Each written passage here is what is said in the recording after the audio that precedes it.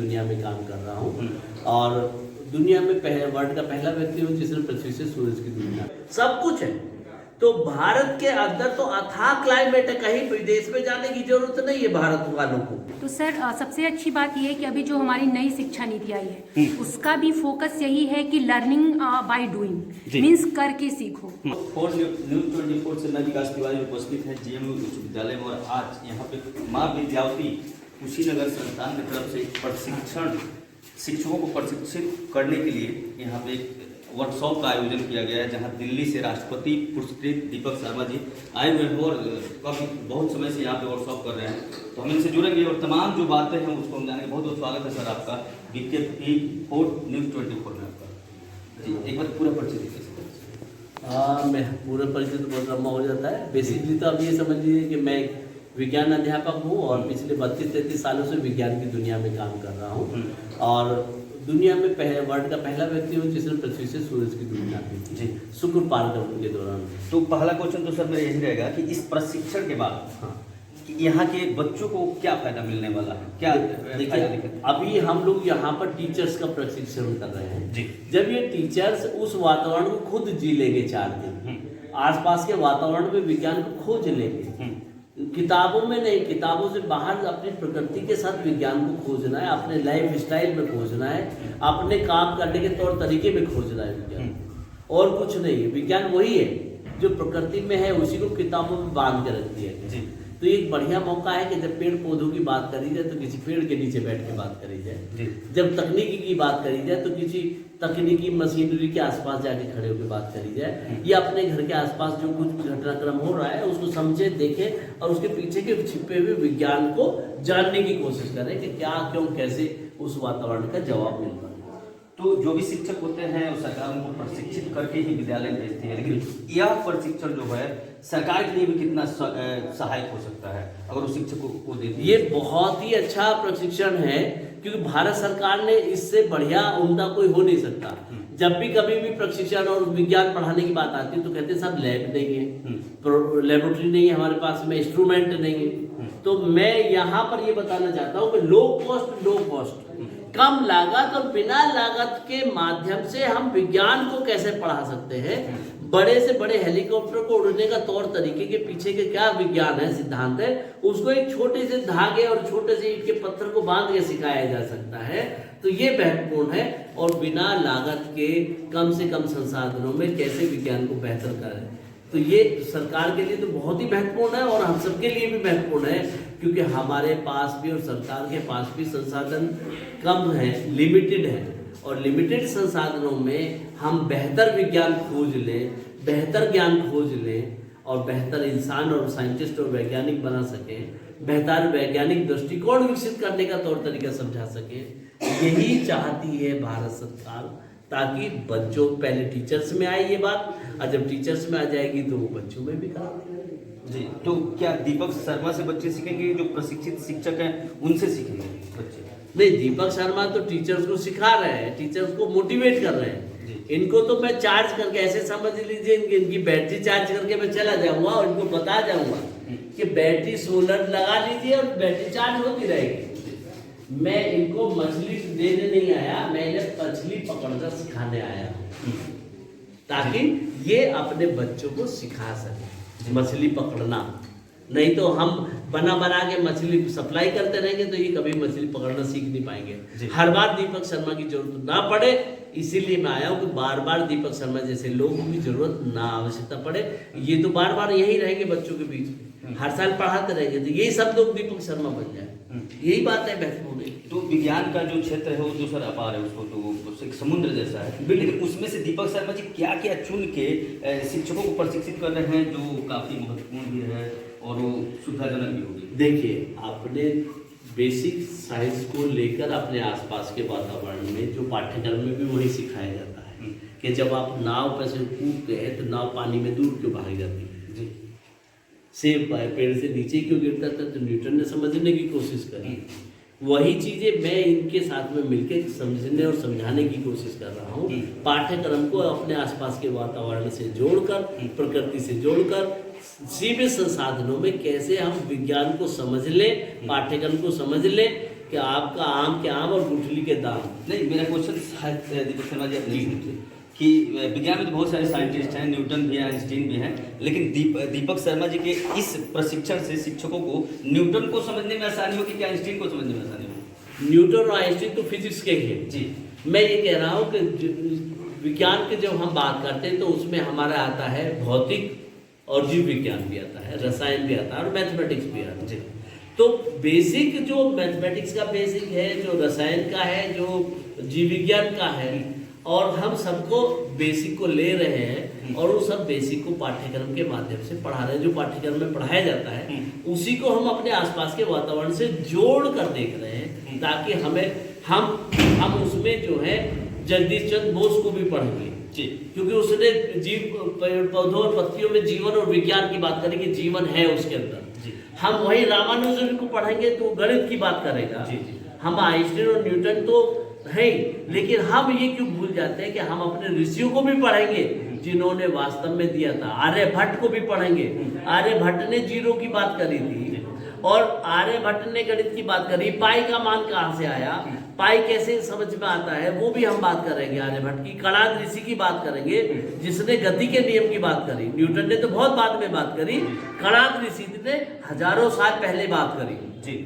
और फिर हम ये भी बताने की कोशिश करेंगे कि हम कितने आलसी हैं कि हम अपने पेपर लिखते नहीं है। जो बात आती है तो उसे लिखते नहीं है। लिख लेंगे तो अच्छे कवि बन जाएंगे, अच्छे साइंटिफिक टेम्परामेंट एक साइंटिस्ट बन जाएंगे, क्योंकि कवि भी एक वैज्ञानिक ही होता है, क्योंकि वो उनको रिसर्च करता है उन सब चीज़ों को और तब अपनी कविताओं के माध्यम से प्रस्तुत करता है। तो वो प्रेजेंटेशन हमको भी आना चाहिए और वो प्रेजेंटेशन तभी आएगा जब हम अपने जो कुछ भी विचार आ रहे हैं, कुछ नया आ रहा है, उसे डॉक्यूमेंट करें।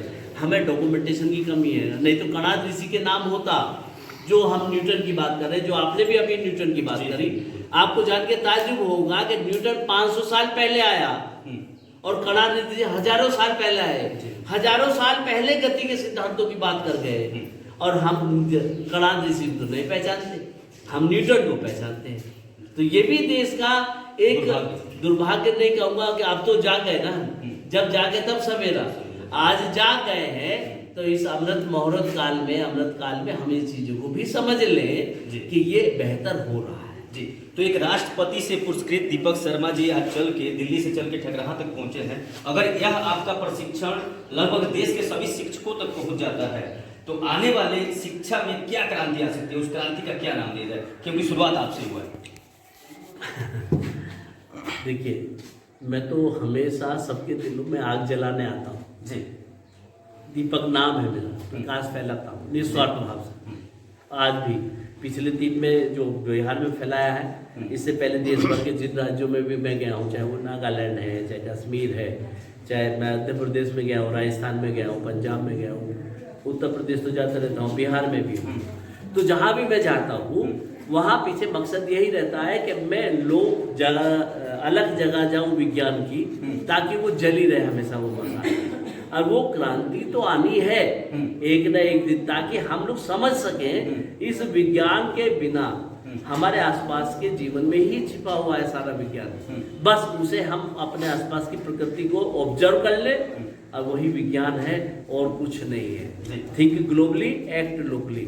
अपने आसपास की परिस्थितियों में से जो कुछ भी निकल के आ जाए सामने, उसे ले लीजिए और वही बच्चों को परोस दीजिए और बच्चों को भी सिखा दीजिए ऑब्जर्व करना।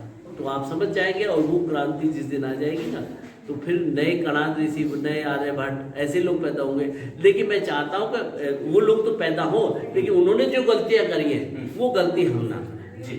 रामानुजन की अभी तक कई हजार प्रमेय हैं जिन्हें हम अभी नहीं समझ पाए हैं। हम समझने की कोशिश कर रहे हैं। वो लिख के चला गया, उसके डॉक्यूमेंटेशन को उस समय उसको रेस्पेक्ट दे दी गई होती जब वो जिंदा था, तो शायद हमें वो प्रॉब्लम ना आती। अनसुलझी कहानियां इतनी सारी है रामायण के, रामानुजन की, कि हम नहीं पहचान पाए अभी रामानुजन को।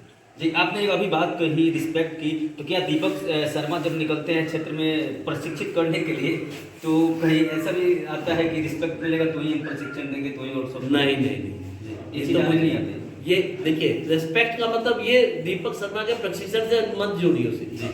रेस्पेक्ट का मतलब ये है कि जीते जी जिस भी वैज्ञानिक ने काम किया उस दौरान में उसकी मान्यता नहीं मिली उसके काम को। जी आइंस्टीन के जीते जी मान्यता नहीं मिली, मरने के बाद 100 साल में मान्यता मिली। कणादु जब काम करते थे कहते थे पागल हुआ ये। और आपको रामानुजन तो भिखारी था, कौन रेस्पेक्ट देता उसे। लेकिन जब वो स्कूल चला जाता तो छुट्टी हो जाती थी तो गणित पे लिखता था बोर्ड पे, वो भिखारी लड़का लिखता था, आगे चुपचाप कोई देख ना ले, उसे घुसने की इजाजत नहीं थी उस जमाने में, उस समय काल में। तो मेरा कहने का रेस्पेक्ट का मतलब ये है कि जीते जी उसके उस ज्ञान को रेस्पेक्ट मिलनी चाहिए, उस इंसान को नहीं। अब मरने के बाद आप रेस्पेक्ट देते हो, मरने के बाद गांधी को रेस्पेक्ट देते हो, मरने के बाद सबको रेस्पेक्ट देते हो, सारे वैज्ञानिकों को रेस्पेक्ट देते हो। उसके पीछे मकसद ये है कि उसके ज्ञान को समझो, लेकिन समझते नहीं। जब मर जाता है आदमी तब समझते हो आप जी कि उसने क्या कर दिया, अरे ये तो बहुत बड़ी चीज थी हमारे लिए। जी इसलिए रेस्पेक्ट की बात कर रहा हूं। एक तरफ हम ये बात करते हैं, हमारे मोदी जी जो प्रधानमंत्री है वो भी साफ कहते हैं, उनका कहना ये है देश के प्रधानमंत्री का कि हमारे जो डॉक्यूमेंटेशन है, हमारे जो पुराने ऋषियों का ज्ञान है, भाई हमारे पास भरपूर ज्ञान था, हम उसे खो दे रहे हैं कि लिखित में नहीं है डॉक्यूमेंटेशन हमारे पास। नीम के बारे में पेटेंट अमेरिका ने करा लिया, 5 रुपए की दातुन फ्री में हम कर लेते हैं, 100 रुपए का देता है वो नीम वाला जो है ना पेस्ट उसका, तो 100 रुपए का आता है। तो ये जो चीजें आ रही है ये आनी चाहिए, समय के साथ में हमें समझ लेंगे, जितना जल्दी समझ लेंगे उतना कम नुकसान में हम अपने देश का फायदा कर पाएंगे, अपने बच्चों का और अपने देश का ज्ञान को आगे बढ़ा। एक आखिरी सवाल सर, चूंकि आप साइंटिस्ट हैं तो आपसे पूछना जरूरी है। जी बिल्कुल। इस विज्ञान को पूरे देश तक पहुंचाने में हमारा देश एक विभिन्नताओं का देश है, तो इस विभिन्नताओं का कितना फायदा मिलने वाला है और विभिन्नताओं का कितना उपयोग आप लोग करने वाले हैं? देखिए, आपको याद होगा जब अंतरिक्ष में राकेश शर्मा देश का एकमात्र अंतरिक्ष यात्री पहली बार गया था जी 84 में, अप्रैल 84 में, तो तब देश के प्रधानमंत्री ने ये पूछा था कि हमारा देश कैसा लगता है, तो उसने एक सेंटेंस में कहा था सारे जहां से अच्छा। भारत एक ऐसा एकमात्र देश है जिसके अंदर सारी क्लाइमेट है, वहां ठंड भी है, गर्मी भी है, बरसात भी है, बर्फ भी पड़ती है, सब कुछ है। तो भारत के अंदर तो अथाह क्लाइमेट है, कहीं विदेश में जाने की जरूरत नहीं है भारत वालों को। सब कुछ, सारे अनुभव, सारे एक्सपीरियंस, सारी चीजें यही हो सकती है इस देश में। इससे बढ़िया देश और कौन हो सकता है, इतना सुंदर देश है जी। बस हम अपनी सुंदरता को पहचानते हैं, हम केवल लिपस्टिक और क्रीम पाउडर की सुंदरता को देखते हैं। बहुत बहुत धन्यवाद सर, आप हमारे साथ जुड़े। लेकिन कुछ शिक्षक जो आपसे प्रशिक्षण ले रहे हैं उनसे भी जानेंगे कि सर आज तक आप लोग वहाँ से पढ़ाते हैं ब्लैक बोर्ड के पास और आज यहाँ आप प्रशिक्षण ले रहे हैं, तो कैसा लग रहा है और इसका कितना फायदा होता दिख रहा है आपको दैनिक जीवन में? दैनिक जीवन में बहुत इसका फायदा मिलेगा हम लोग को, नई नई चीज़ें सब बता रहे हैं। हम लोग पहले से इसके बारे में जानते हैं, ये पूरा उतना डिटेल नहीं जानते थे, ये बता रहे हैं। इसका हम लोग आगे बच्चों में भी प्रचार प्रसार करेंगे, जिससे हमारे यहाँ के बच्चे इसे और पढ़े और आगे बढ़े जी। तो मतलब आप लोगों को अच्छा लग रहा है प्रोग्राम? मैडम क्या लगता है कि आपको जितना कुछ भी आज के दिन सिखाया गया है उसमें से कितनी ऐसी चीज़ें थी जो आपके लिए बिल्कुल नहीं थी और वो चीज़ें आपको स्कूल में सीखनी थी लेकिन आज सिखाया जा रहा है? बहुत सारी चीज़ें थी सर जो हमने जी। क्या नाम है मैम आपका? Sir my name is Ritu Singh. Okay. और मैं यहाँ बेलवारी पट्टी में हूँ जी। तो सर सबसे अच्छी बात यह है कि अभी जो हमारी नई शिक्षा नीति आई है उसका भी फोकस यही है कि लर्निंग बाय डूइंग, मीन्स करके सीखो। और सर के जो प्रशिक्षण का जो मेन फोकस है वो भी यही, क्योंकि साइंस मतलब ही होता है कि करके, एक्सपेरिमेंट के थ्रू ही आप चीज़ों को करते हैं। तो ये जो चीज़ें हैं हम बहुत कॉस्टली एक्सपेंसिव चीज़ें खरीदते हैं मार्केट से, वो अफोर्डेबल नहीं है, बच्चों के लिए भी नहीं है और एक तरह से गवर्नमेंट स्तर पे भी नहीं अफोर्डेबल है। तो ये छोटी छोटी चीज़ें जो हम यहाँ घरेलू चीज़ों से बना के और उसके थ्रू हम साइंस बच्चों को सिखाते हैं, तो ये बहुत अच्छी बात है। और यहाँ हम लोगों ने बहुत सारी चीज़ें सीखा और हम उसको अपने स्कूल में अप्लाई करेंगे। तो सबसे अच्छी चीज़ है आप मेन आज का एजुकेशन यही है कि कोई भी चीज़ आप करके सीखो तो वो ज़्यादा बेहतर तरीके से आप सीखोगे।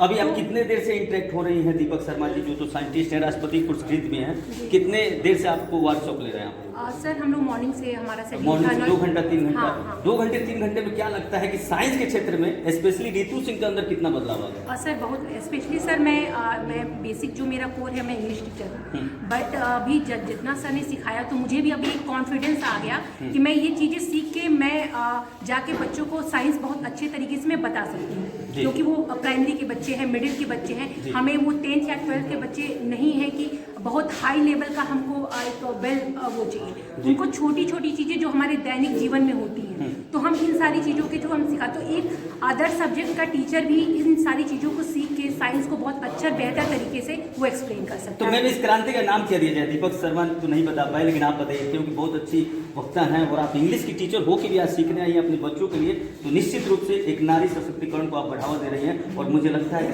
सभी को आना चाहिए। इस क्रांति का नाम क्या दिया जाना चाहिए अगर शिक्षा के क्षेत्र में क्रांति लाते हैं? सर क्रांति तो होगी ही अगर जो बच्चे सीखेंगे। अब नाम तो सर ने जैसा बोला, नाम हम एक क्या नाम दे सकते हैं, बट ये है कि इससे बच्चों का उत्थान होगा, टीचर का उत्थान होगा। तो विज्ञान का नाम ही सर क्रांति है। Science is revolution. साइंस खुद में एक रिवोल्यूशन है, तो उसको कोई नाम नहीं दे सकते। उसका क्षेत्र बहुत विस्तार है, बहुत ब्रॉड। बस जो चीजें आएगी उसको हम लोग ग्राह कर लेंगे, उसको ग्राही कर लिया जाएगा, उसको सीख लिया जाएगा और सीख कर बच्चों तक भी पहुंचाने का कहीं ना कहीं काम किया जाएगा। और निश्चित रूप से जो माँ विद्यावती कुशीनगर जो सेवा संस्थान के तत्वाधान में आज ठकराहा तक ये प्रशिक्षण पहुंचा है, तो इससे शिक्षक भी बता रहे हैं जो हमेशा ब्लैक बोर्ड के पास होते हैं और आज प्रशिक्षण ले रहे हैं कि इस वर्कशॉप से 4 दिवसीय वर्कशॉप है, 4 दिवसीय वर्कशॉप से बहुत ज़्यादा फायदा होने वाला है। और मैंने भी बात किया दीपक सर से, तो मुझे तो ऐसा लग रहा है कि अगर यह प्रशिक्षण बिहार के लगभग, बिहार ही नहीं पूरे देश के सभी शिक्षकों तक पहुंच सकता है, तो निश्चित रूप से क्रांति आएगी। और क्रांति का नाम क्या रखा जाएगा यह हम आपको अगले वीडियो में दिखाएंगे। आप देख रहे हैं BKB News 24, विकास चौधरी के साथ विकास तिवारी, ठकराहा।